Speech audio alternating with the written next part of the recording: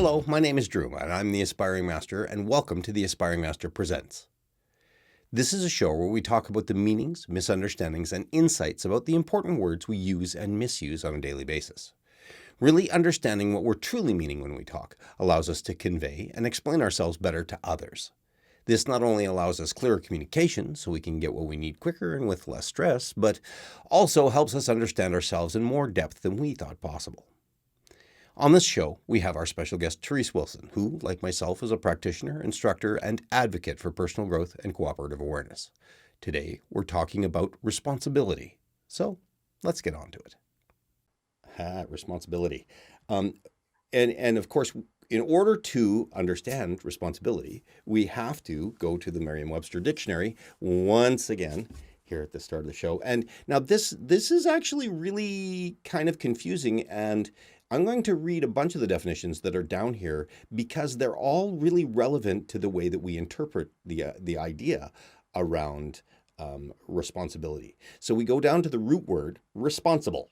And it goes 1A, responsible, liable to be called on or to answer. The secondary version of that, liable to be called to account as a primary cause. Okay. Liable to legal review. So, we're talking about legality. So number 2 is the able to answer for one's conduct or obligations. Okay, and or able to choose for oneself between right and wrong, they say. So number 3 is marked by involving responsibility or accountability. So accountability is sort of intertwined with this. But I think for our purposes, I'm going to focus on to able to answer for one's conduct or obligation. Right? And I think that's the one that we use the word responsible most. But here's our confusion as we get caught up in when I say, oh, well, you have to accept your responsibility of something. People go to the first definition, which is liable to be called to account as the primary cause. Right? Sure. Yeah. If you're responsible, you have to have some way of being guilty. Yeah, exactly. So, and so they kind of go that way. But I think that able to answer for one's conduct or obligations, basically, and I'm going to go into a redefinition of this. And I also want to look up blame here. So blame, because it is something that we think responsibility is akin to, because it says right in the dictionary, actually. So it says blame, to find fault with, right? To hold responsible, right? There's the judging, yeah. Exactly. And then we go into the judgment there. So when we take a look at those definitions and understand that that definition that we had before, let me go back again, that to be able, this is how I use responsible, and I'll even flesh it out a little bit more, which is able to answer for one's conduct or obligations. Okay. Instead of to blame. And I want to really differentiate between those two in this talk. What are your thoughts? I'm putting you on the spot now. It's like we're looking at you now. I think you're right. Okay. Well, okay, end of the show. We're done. Thanks, ladies and gentlemen, for coming and watching our show today. It's only a 5-minute show. I think you're right. I think it says it all. Thank you. We're gone. I think you're right about the way we primarily look at it in our lives. You know, read the second definition again. The one Okay. you think is most commonly used. The one that I think is that I use responsibility to mean in my everyday language is the able to answer for one's conduct or obligations. Okay, that gets me to very quickly. How do we determine what our obligations are? Right. Where does that come from?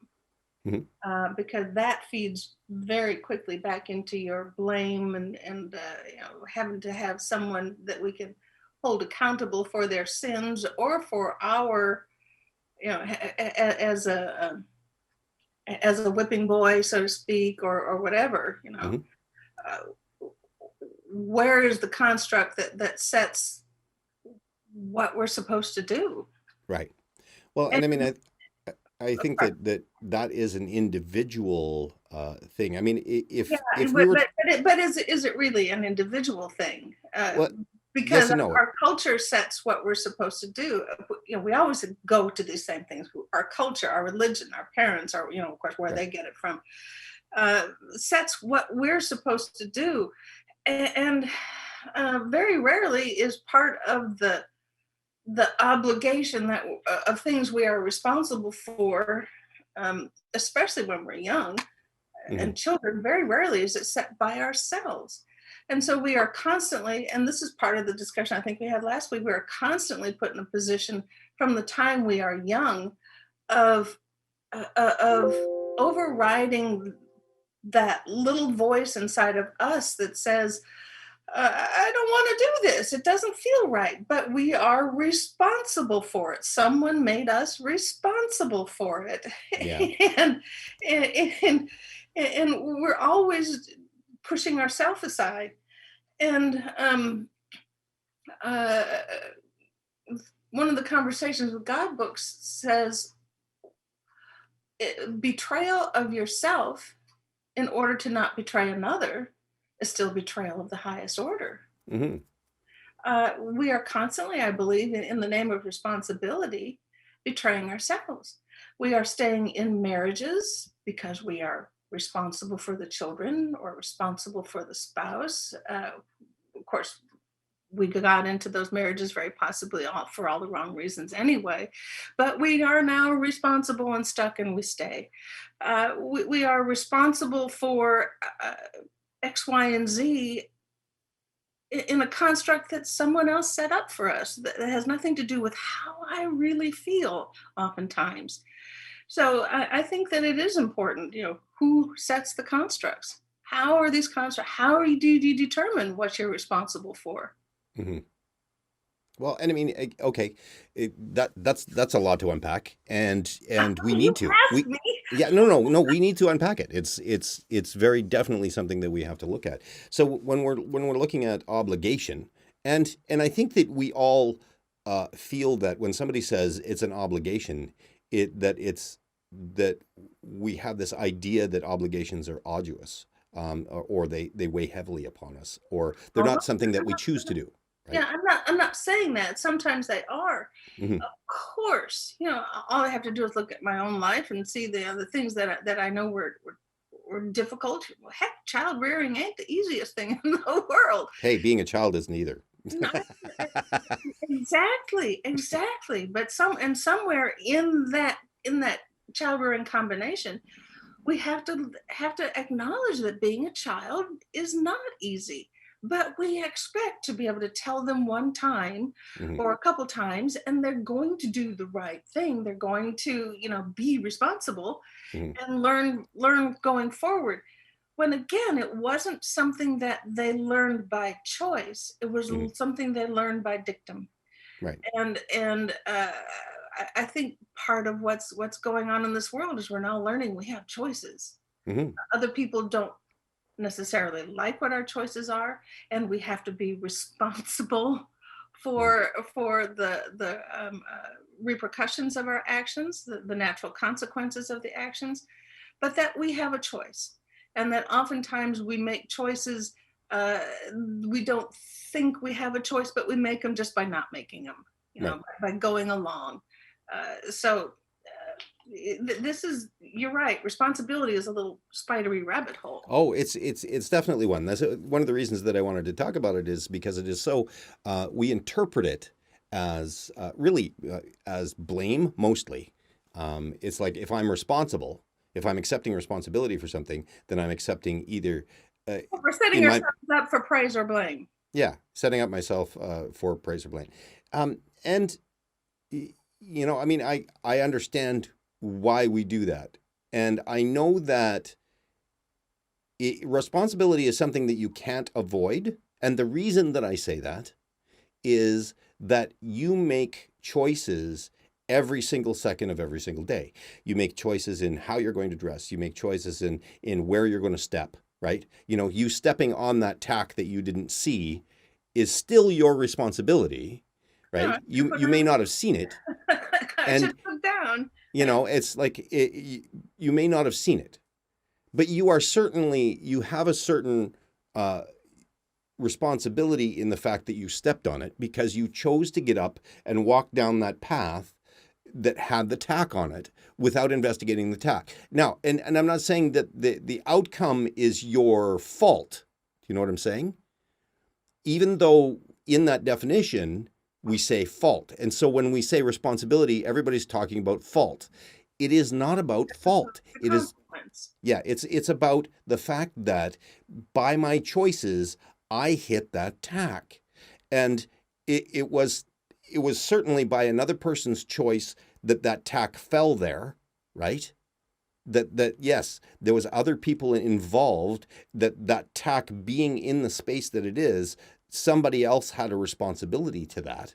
Or it might even have been you, right? The other day Who would you have the responsibility to pick it up when it yeah. drops? Yeah. Yeah, it's like everybody has their choices here. So in the understanding and accepting of responsibility, because this is a really deep word to me, and I use it differently than the dictionary is talking about it to a degree. Um, I take it's like I don't take my responsibilities lightly is a series of words that I've heard lots. But if I understand the way that I understand responsibility in comparison to what the dictionary is saying, is that no matter what, all that I am doing, all of the choices that I'm making, everything that I have is my responsibility. It's my life. I live my life and I am responsible for it because the the choices that I make that start a cascade of other things that happen in the world is strictly coming from me, and I am responsible for many of the things that go out that come back and affect me. Well, and let's go just a little bit different on that. Yeah. You are absolutely saying, as I hear it, that responsibility begins and ends right inside here. Hmm. Uh, and my feeling is we really do only have a responsibility to right inside here, Hmm. because everything out here is a co-creation. Hmm. Everything that is in my mind is something I am thinking and I am creating, and I am responsible for what proceeds from those thoughts, and what actions my thoughts create. Hmm.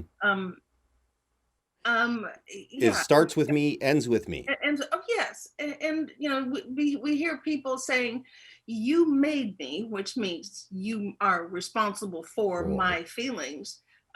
No one is responsible for anyone's feelings. No one is responsible for anyone's actions. No one, if they truly understand responsibility of choice, that responsibility of choice is theirs and theirs alone, Hmm. uh, makes does anything that is not their choice. They might not like the choice they make, period, but Hmm. they have a choice, and Right. they are only responsible for how they feel and how they react from within. Nothing, no one is responsible for anything outside of ourselves. And on that note, I hear what you're saying. When we get down to if responsibility starts from here, inside, it only is available on an interior level. Yeah. Because we're co-creating the rest of the world, I this is what's called steel manning. I'm explaining back to you what you just said. Mhm. Um, that because we're co-creating in the world, we can't accept responsibility for basically what happens out there. We can only accept responsibility for our action and reaction to it, right? Yeah, yeah, Okay. yeah. And we might accept responsibility for what we individually did, our portion of the responsibility. Right.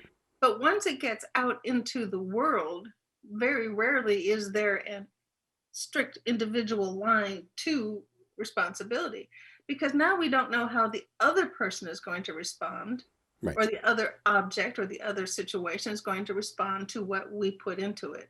Right. So there we have a co-creator. We can go, oh, shoot, I started that, but I didn't create all of that. Right.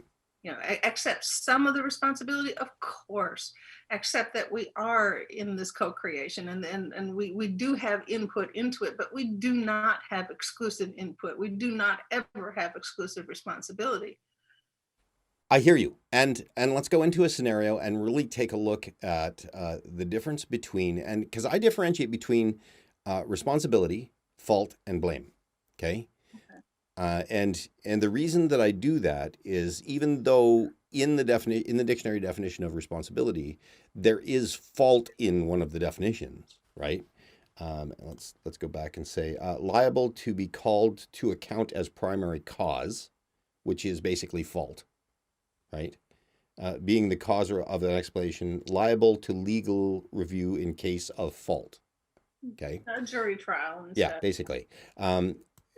So when we take a look at that, the difference between fault, blame, and responsibility. So I'm going to give you a scenario, and I'm going to ask you a question, and this is kind of a setup because I came up with this a long time ago, when we were talking about responsibility and trying to explain it to people. I said, okay, so I am at my girlfriend's place. Like, we were so in love. We're up and we're doing our thing. And it's like 4 a.m. You know, it's like, oh yeah, I gotta go home. I don't need any more details. Go on. Yeah, yeah. No, it's 4 a.m. I gotta go home. Stop implying that there was more details to that. Yeah. Anyway, so it's time for me to go home. It's 4 a.m. I'm super tired, but I got to get back home because I gotta have a couple hours sleep before I have to get up and go to work the next day. So, and I can't stay there because her parents or whatever, right? And or her roommate would know or whatever. So I have to hop in the car and drive across town back to my place. I hop in the car, I'm driving across town, and from out of nowhere, a drunk driver T-bones me. Okay. Wake up in the hospital. My legs, like my back's been broken. My legs no longer work. Who's responsible? Right? It would be the question. Who's responsible for that? Yeah, yeah. Well, now you're getting into two areas, of Mm-hmm. course, the physical and the spiritual, Mm-hmm. of course. Um, on a spiritual level, I would say both people. Both people put themselves into that situation on a soul level, if one believes in a soul, to have an experience. And the experience is not of the physical harm, Mm-hmm. but who you're going to be interiorly, spiritually, in that situation, to give you the opportunity to demonstrate some aspect uh, uh, of your divinity, so to speak. Mm-hmm. On a strictly um, physical level, I would be asking questions. You were driving there at 4 o'clock in the morning. How tired were you? Mm-hmm. Were you able to avoid the situation, or were you impaired because you were so tired and didn't brake in time? Mm-hmm. The drunk driver, of course, has obvious, in human terms, responsibility. Mm-hmm. And then even we take that back a little further. Who was he in a bar? Who didn't cut him off? Who didn't take his keys?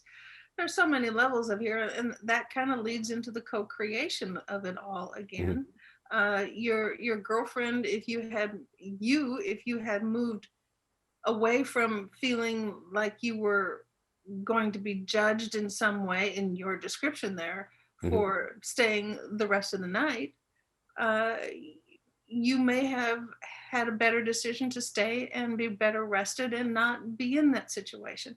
So responsibility is, again, that darn rabbit hole. You know, Well, and that's where the legal things would be entering in. You mhm, know, all these kinds of questions would be getting asked also. right. Well, and I think that I like the way that you broke it down, and I'm going to break it down even further, Mhm. having, of course, thought about it quite a bit. Um, when I'm looking at it, because responsibility is a personal thing, right? You have to accept the responsibility of your choices and where they led you, right? My choices led me to this, and I can even go past the spiritual idea right now and just stay physical, and go. I chose to leave my girlfriends to go home for my convenience, The right? last bit of it, To yeah. to to avoid the roommate or whatever, Saving avoid the water. parents, or because I needed to get the couple hours rest and I knew if I didn't stay there I wouldn't, or I'd oversleep or whatever. Whatever my choices were in that moment, I chose to go out at 4 in the morning, getting in my car, knowing full well, and this is the thing that we don't think about, That at four is o'clock in the morning, the drunk drivers are out there too. that the possibility, and here's the responsibility part. Here is a conscious responsibility as opposed to the unconscious responsibility of what I'm talking about. Okay, a lot of the times we don't understand that we accept responsibility for our actions. We accept the consequences for where we go, and that's responsibility. Okay, We accept the responsibility kind of in advance because we exactly. know these things, and we think we can maneuver through the minefields. Absolutely. And so in the choice of me going out and getting in the car, I have just accepted a contract. And I mean, you can even look at this as every time you get in a car anytime, right? Anytime I walk out my door, anytime I get dressed up and go to a nightclub, I make this choice that says that I am more than capable of avoiding the traps and tricks out there. So when I hop into that car, I am making a contract saying I accept responsibility for the fact that I'm getting into a vehicle that can go hundreds of miles an hour, right? By my choice. That is, it may only be a 25 or 30% chance of risk that I might get hit by somebody else on that street. Even a less of a risk of getting hit by a drunk driver. But because I've gotten into the car, I have just made this contract. I've just made a contract with myself Yeah. that I am willing to risk all of these things that could possibly happen while I'm in this car. While I'm in this car, because I believe that I am more than capable of avoiding them. Right? Yeah. And that's why we have insurance. Right. Exactly. Well, exactly. But that's But accepting my own yeah, responsibilities. and the problem with many of us when we accept that responsibility Mhm, is that we're doing it for ourselves, but we mhm, forget the don't harm others part of the responsibility contract. mhm, I have a friend who who has a lot of medical issues and shouldn't be driving, and I think now he's finally not. mhm, But for years and years and years, he drove. He said, "I only have to go, 3 miles every day. I mhm, only have to," and I just kept saying, "But what's going to happen if you have an accident? You're not going to just take yourself out. mhm, You're going to take someone else out with you." And that's what we're doing all over the place. The drunk driver thinks he can drive home, but he forgets he's going to take someone else out with mhm, him. The person who's driving is sleepy. mhm, Uh, you know, we the part of it's all about you that we forget is that we really are all energetically vibrationally related in some way. This spider web of life, I'm using that word a lot, but the spider web of life, we are not alone in this life. And what affects me really does affect you, if not directly like this scene, it does affect someone else. So, responsibility is entirely about you on a one-to-one creative basis. But then once we move out into this co-creation, it's not. Well, now I'm not really putting it right. Um, it's all about you, but it's not about you. You know? I understand what you're saying.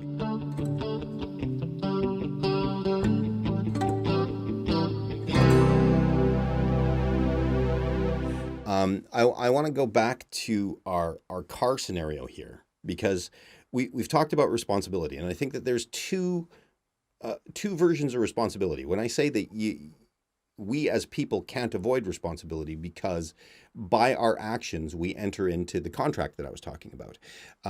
Whether we realize it consciously or not. And here's the thing is we try and avoid responsibility because we don't want to think that we have any part in the consequence. Okay. And that's the part that I want to get, drive home with people is yes, we all have a part in the eventual outcome of whatever choices we make. And that is really responsibility. And you can't avoid it because no matter what you do, like I said, when I get in the car, I make a contract that I am going to navigate through all of the crap out there. Responsibly. Yeah, well, but I've made a contract in doing that and also accepting and understanding that there could be adverse consequences Yeah. in my actions.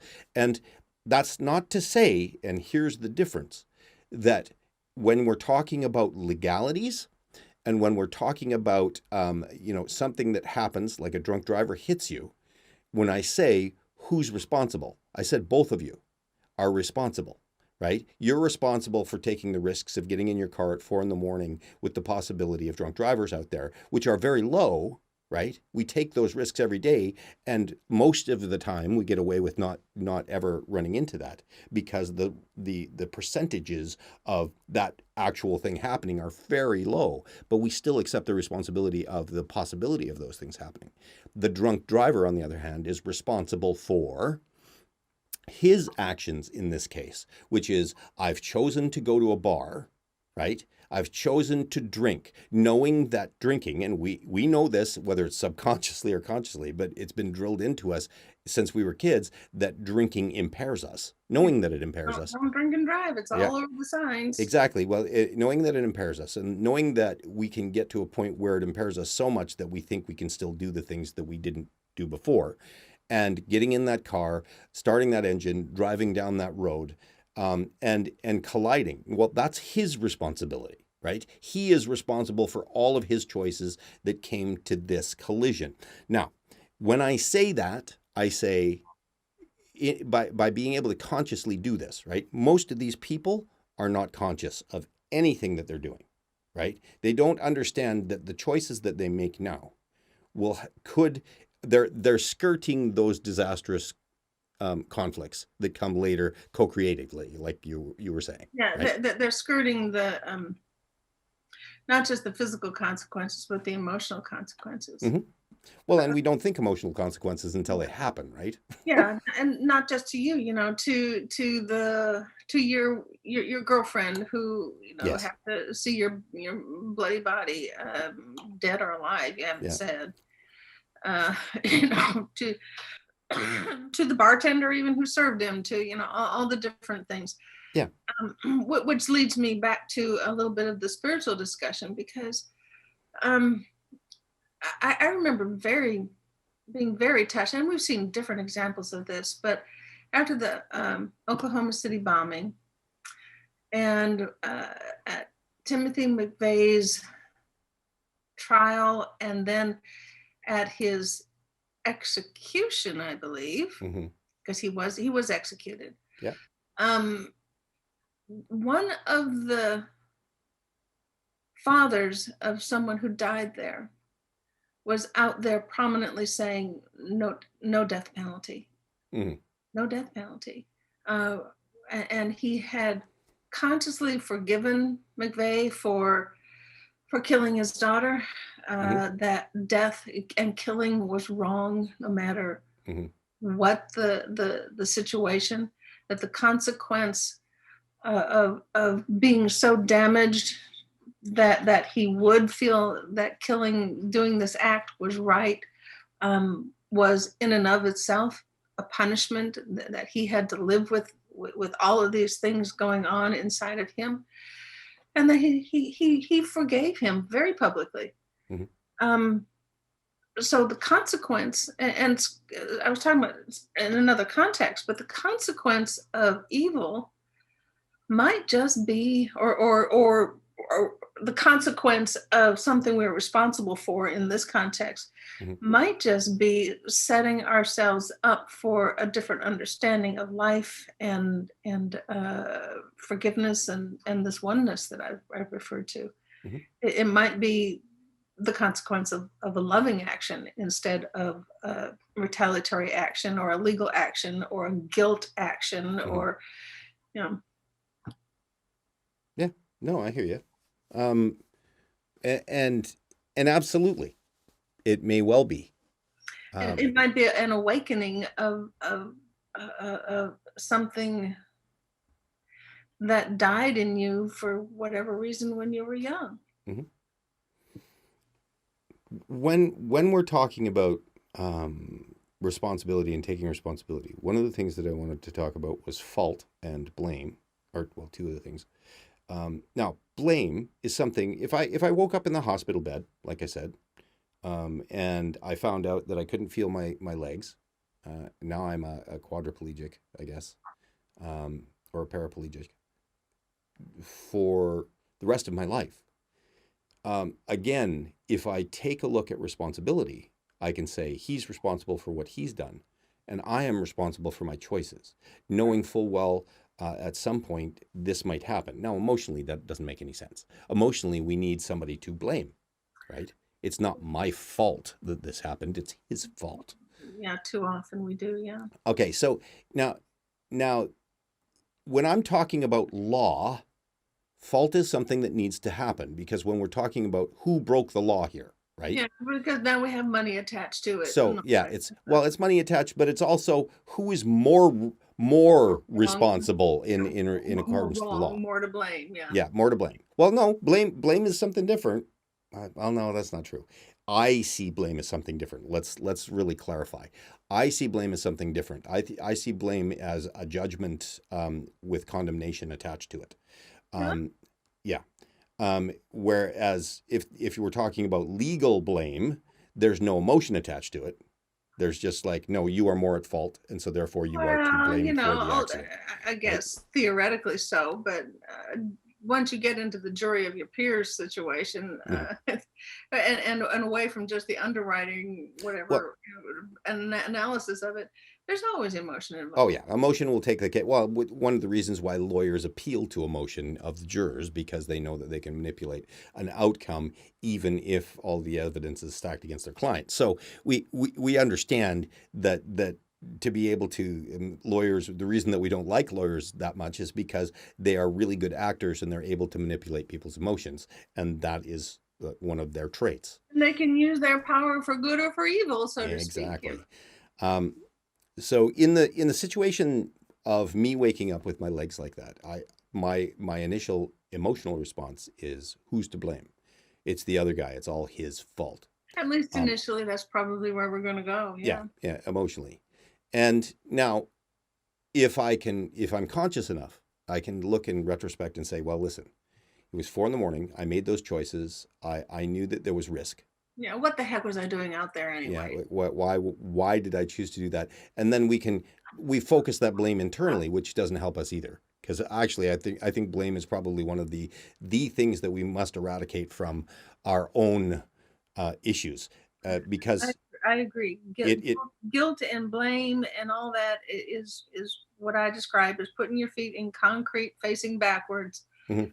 You cannot look forward until you get rid of that. So I mean, when we get down to that understanding, I think that understanding consciously responsibility will really help us move through some of the blame. Because when you understand your part in and your choices and how you chose to risk those things, because you did, even though you didn't think they would happen, you still chose. Every time I get into a car, I choose those risks, right? Yeah, yeah. I the philosophy of not right and wrong, but works and doesn't work, has been very profound for me, because when I just look at something and say, that didn't work, Yeah. the car crash didn't work, it didn't, I thought I could get through it, it didn't work, because then I can easily go, now what? Hmm. Instead of going into the entire, uh, you know, wormhole of blame and guilt and repercussions and stuff. It's just one thing that didn't work, and now what's the next opportunity Yeah. that may work better. Well, and how am It's I kind of choosing? simplistic, Yeah. but it when I boil that down to that simple and internalized it, it really helped me in life. Hmm. So the way I break down that accident is this: responsibility. I'm absolutely responsible for my part in that accident. Mhm. Absolutely, my choices that led me to that place are mine. And so when we're talking about responsibility ending and beginning in the same place, that's exactly it. I'm a conscious person, and so therefore I understand that those actions that I take will have reactions and consequences out in the real world. And I understand that when I get into a 2 ton vehicle that goes 200 miles an hour at my behest, that I choose to go into a world with hundreds of thousands of other people on the same roads that I'm driving, and trusting that they are as careful as I am, or trusting myself that I am actually that careful and not that tired. Um, all of those things which don't consciously go through my mind, but because I have looked at it and my brain has said, I must be awake and be the person to understand that my responsibility is that I understand that I'm taking these risks, and that in every scenario, even though I might run into another person that has done something dumb, or they've run into me, has done something that I would consider dumb in their lives and not had that consciousness, I still choose to risk that. So there's my responsibility. Drunk driver, his responsibility, right? He's done those things. Now, I can't say that this person is conscious. I don't think so, You know, right? I like that word you used, risk. Mm-hmm. Um, uh, we go through life not understanding that just stepping out from our front door is a risk. Uh, you know, we are, uh, and and responsible isn't a horrible word. It is, you know, being willing to take the consequences of our actions, to be able to risk living. Mm-hmm. Period. So responsibility means that you are also a risk taker, Mm-hmm. and we have to risk in life. You know, Well, all of these words are they're not. They might seem to be limiting, but they're not. They are just part of the formula of being able to take the risk of life. Well, and yes, it is exactly that. Responsibility is accepting the risk of life. I think that ultimately, Of life, when yeah. You can't. There's nothing you can do that doesn't have some kind of consequence. It's been shown. The, um, oh, I don't forget. Remember the doctor. When my mom had a stroke, I was looking up the neuroplasticity of the brain, and a person can be completely paralyzed, and if they can as much as move one little muscle, Mhm, the, the science shows that there is a response somewhere else. mhm, One little muscle can create the beginning of replacing what yeah, was damaged in the brain. So there is nothing we can do. We take a breath and we have affected something. We mm, have changed the oxygen level in the room. We have, you know, something. There is nothing that is not happening that isn't some risk and some responsibility mm. given to us in life. Yeah, able to answer for one's conduct or Able obligations. to respond. Able to answer for. So Yeah, basically, which means able to respond. let's look at respond though. Response ability. And I like that. That's what brings it very personal. It lets you know that you have the ability to choose, there's that word with it, to choose to respond Hmm.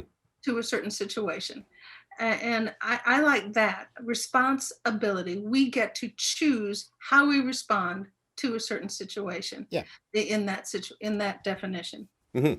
Yeah. Well, and I mean, I was definitely going to go there to the ability to respond. Okay, as being a responsibility, or the difference between responsibility and reaction. Okay, and reacting is something that we do when we are hit with a stimulus. And so let's look at. So respond is to say something in return, and it does say to react in response. Okay, um, to show a favorable reaction, right? Well, life is all about action and reaction. Hmm. That's all it is. I think that the differentiation that I come to when we're talking about responsibility in the way that we use it as ability to respond, um, if you use it in that context, then re- reacting um, is something that happens that's automatic and unthought, whereas responsibility, the And ability to respond, is thought about. we move from reaction to responding. And that's where we change our perspective. That's where we can change our minds about things, and Hmm. that's where we have choices. There's no question that stimulus will make us do things, and our emotional response will be very quick, and because it's piling in all the past data that we have to decide how we're going to react to it. Hmm. But after that point, we have the choice to respond Hmm. responsibly or to just continue going with the uh, the instinctual reaction. Right. And I think that's the crux of this is that when you react, it is something that we would consider instinctual, but I think it's just without thought. Okay. I Well, I think part of it is instinctual, Yeah. because we definitely have the reptilian brain and the mammalian brain, and we've talked about it before. Mhm. But uh, you're right. Most of the time, it's just a knee-jerk reaction Mhm. that we thought of, but it was this fast, and Right. we didn't censor ourselves We just or immediately go truly think to about it. Yes. we went to something that we did before, or you know, we Okay. equate it. Our brains equate it to something, Instead right? of instinctual, how about reflexive reaction? Sure. Yeah. Reflexive. That sounds good.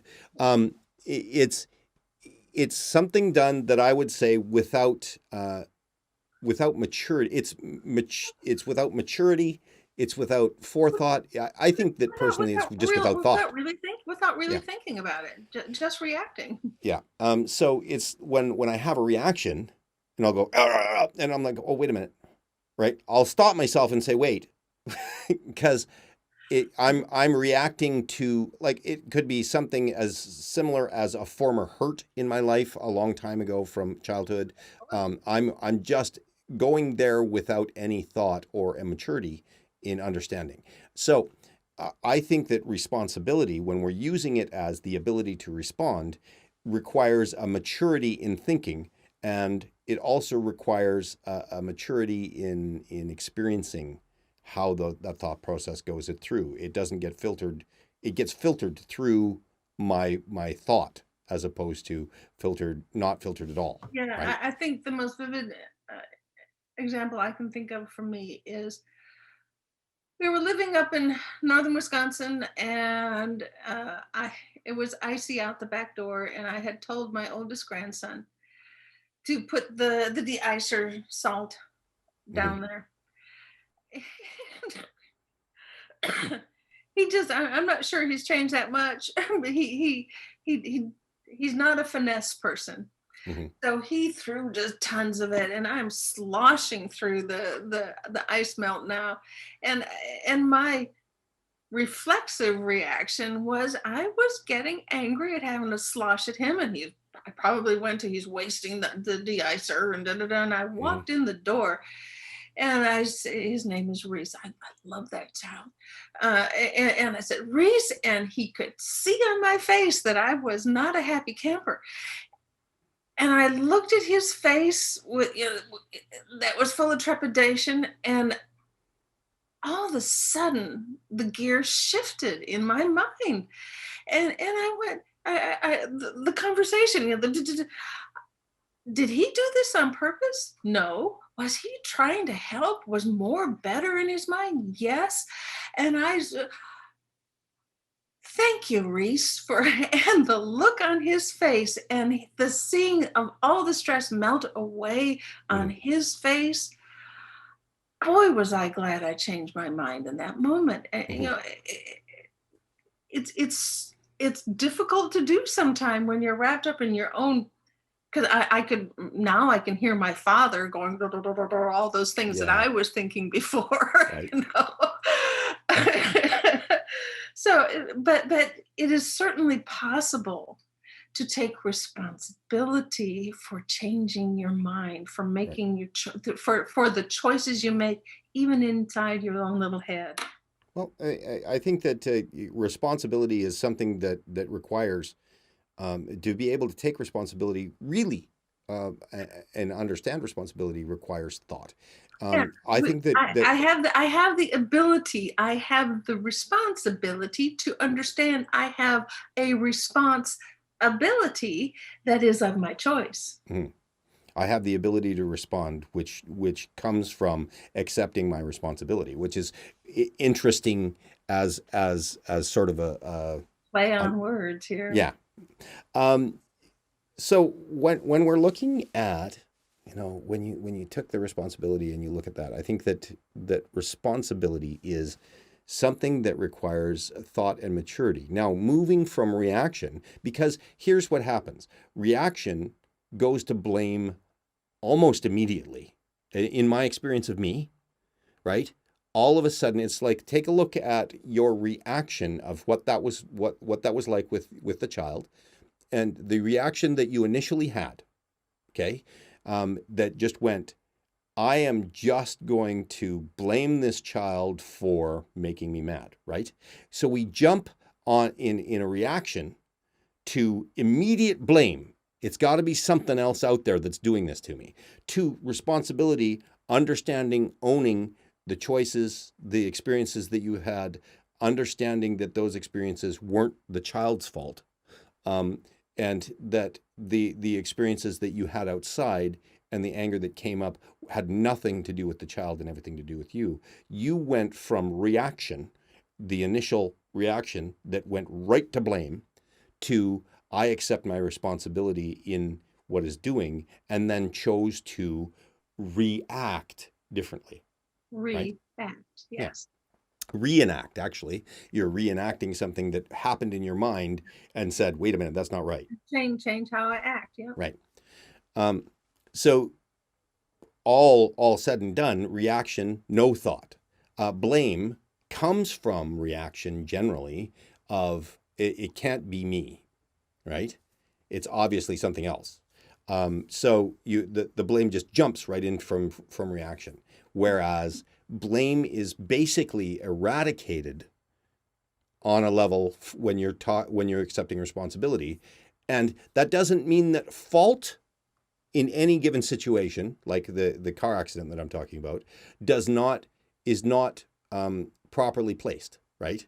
It's like I can say that in that car accident, there were two people at fault.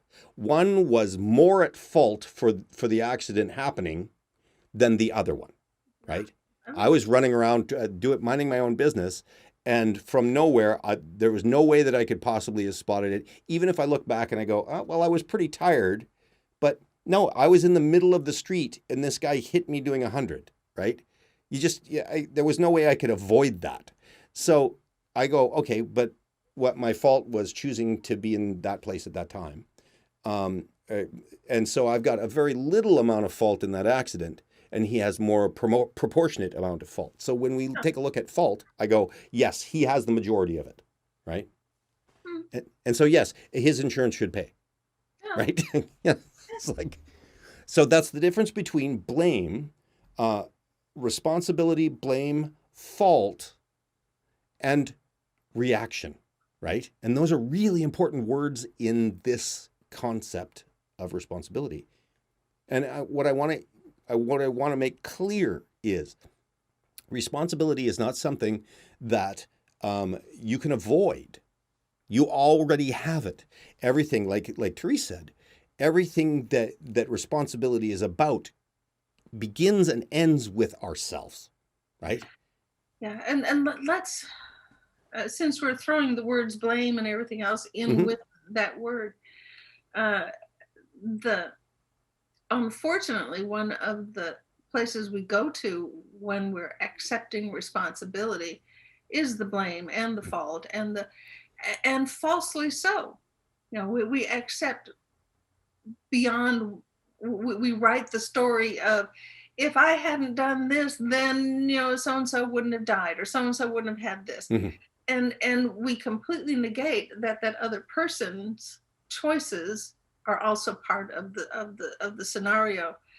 uh, Again, we are not alone in the creation outside of us. And Okay, so we have to accept responsibility. right, What could I have done? What might I do different next time? exactly. But never try and take responsibility for someone else's actions either. Well, and again, when we take a look back at any incidents that has another person, um, we have to only accept the responsibility of our actions in that. And yeah, I think that we tend to blame ourselves and second guess our choices. And so here's where I think that we lose a little bit, and why people are so scared of taking responsibility. Um, is that when I look back and I see some of the choices that I made unconsciously, generally, right? I see some of the choices that I made and understood that had I been conscious in that moment or in those moments, I might have been able to avoid something. Again, accepting responsibility was also accepting that you were not conscious of those things at that time. Yeah, that goes to the no one does anything wrong given the information they have at that time. Mm-hmm. We all Well, think that we're doing things right. but here and and, here and, is and when we know better, we do better. When what we're talking about, mhm. that going over in the guilt mind, and to what could I have done different, you didn't know those things at the time. Why do you beat yourself up for things that you did not know at that time? Mhm. You know better now, you do better now. Don't don't Well, go into well, life. I want to actually go here because here, like I'm looking, why do we so often not want to accept responsibility? It's because when we grew up, we were taught that mistakes were bad, Yeah. right? Like literally, we were taught that making a mistake was bad. We even equate it to evil. Yeah, Um, and no one ever forgave us, no, really. no, it's You're like, and for sure no one ever understood us. yeah. We have we don't know how to. I'm not. I'm not super fond of the word forgive, but we don't know how to forgive ourselves. Mhm. We don't know how to be nice to ourselves, to understand that we are here humans. We do not know all the rules. We do not know everything that is on the outside of us in order to make the perfect decision every time. But we have been taught, just as you're saying, as from the time we're children, that somehow we have to figure out how to be perfect in every instance. Mhm. Well, and of course we had adults, and there's like, again, I'm not blaming. When we take a look at the facts of our past, right, and this is what we're talking about, take a look at the facts of our past and what we could have done to change an outcome whatever the outcome may be, what choices that we made. And when you accept the responsibility for that, you also accept the fact that you, at the time, didn't have the information that you have now. Now, here's one of the things that I think that we missed as kids. Unfortunately, our parents taught us how to blame, right? Because they blamed us. If we made mistakes, it was our fault, right? I remember somebody talking about being in a household where if they spilled the milk, the father would just go off on them, right? Like they're like 2 or 3 years old or 5 years old or whatever, and they sloshed the milk out of the glass, and the father would just belittle them, and because you've made a mess and on all of that stuff. So, and you learned from that not to slosh milk, but the truth is you're not coordinated enough at that point to really follow through on a lot of that, and so sometimes you might slosh the milk over. And so in learning that, we were told that mistakes, one, are not acceptable, and two, it taught us to be afraid to learn, because mistakes and learning are synonymous. We cannot learn without making those mistakes. Yeah, which makes it that actually puts better context to a thought I was having, because we are now as adults responsible for taking that look back and identifying, what didn't work in our lives, what our parents did or didn't do that worked in our lives now. Well, I think that the analogy that I want to end off with here is that I was told a long time ago that I spent so much time trying to get out of work, time and energy trying to get out of work. Here's all Had that I effort just going to work. had I just done the job, it would have been over in so far less a time, and without all of the fuss and muss. And I think that that's the case here. If we start really taking a look at accepting responsibility, understanding what it is, first off, and hopefully watch the show, and understanding what it is, and that it's not the horrible bugbear that we think that it is, that we stop wasting our time and energy and really start moving forward. Moving forward, I agree. All right.